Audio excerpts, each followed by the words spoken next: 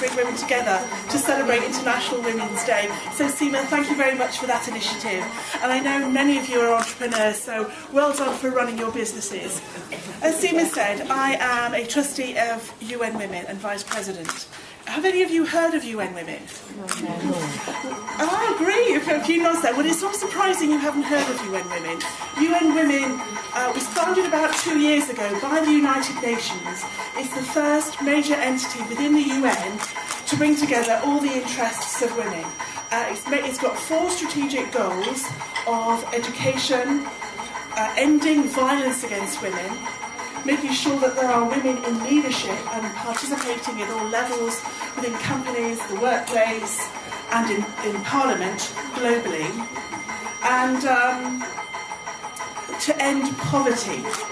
Did you realise that 70% of the world's population who are living in poverty are women? Women own about 20% of the land. And did you realise that women globally, according to World Bank statistics, own 1% of the assets that are there, the wealth out there? 1%.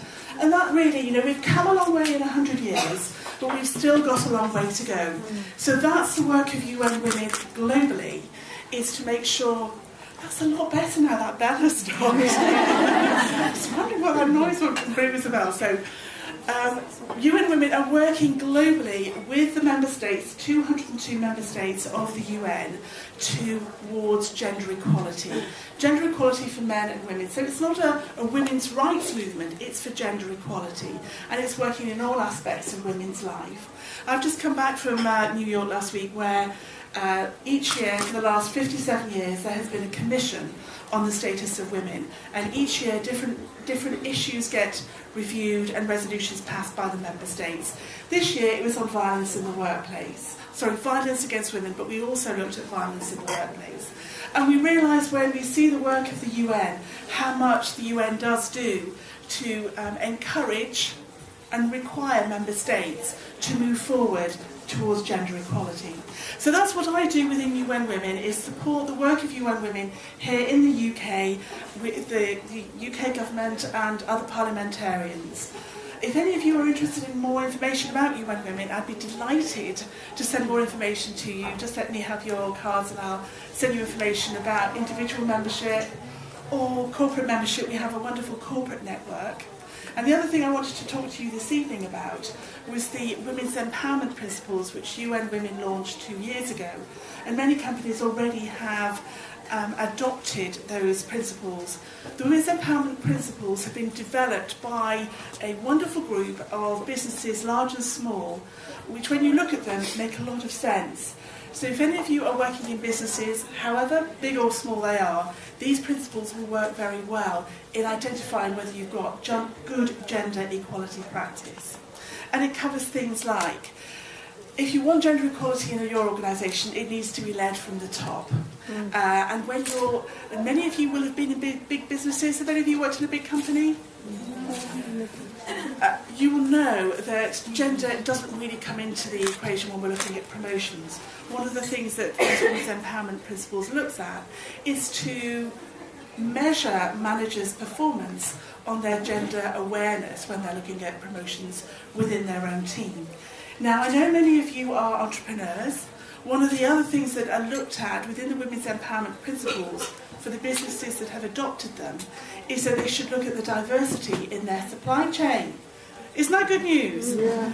Because we realise if we want to reach out to as many women workers, whether they're in big companies or little companies, we need to identify that they're not all working in the big companies, but they'll be supplying to big companies. So I think that's really good news for you. So if you see any company on their website has signed up to the UN Women's Empowerment Principles, they will probably have a diversity policy within their supply chain. So I would speak to them. So if any of you would like any further information on the Women's Empowerment Principles, which cover all aspects of working life, including leadership, equal opportunities and inclusion, and non-discrimination policies within the workforce, health and safety and freedom from violence, and to have policies within your company. Just need to remind myself of all the headings. the education and training, and that's quite a big issue, isn't it, education and training? And that's one of the reasons why a number of people are not in the pipeline at the right level, that they've been excluded from the education and training opportunities. So that's one of the principles within the Women's Empowerment Principles. And supply chain and marketing practices should be gender sensitive. And what's really important is that companies should report on their adoption and their achievement within the Women's Empowerment Principles. We all know that if you report on something and your stakeholders are looking, a company will perform better.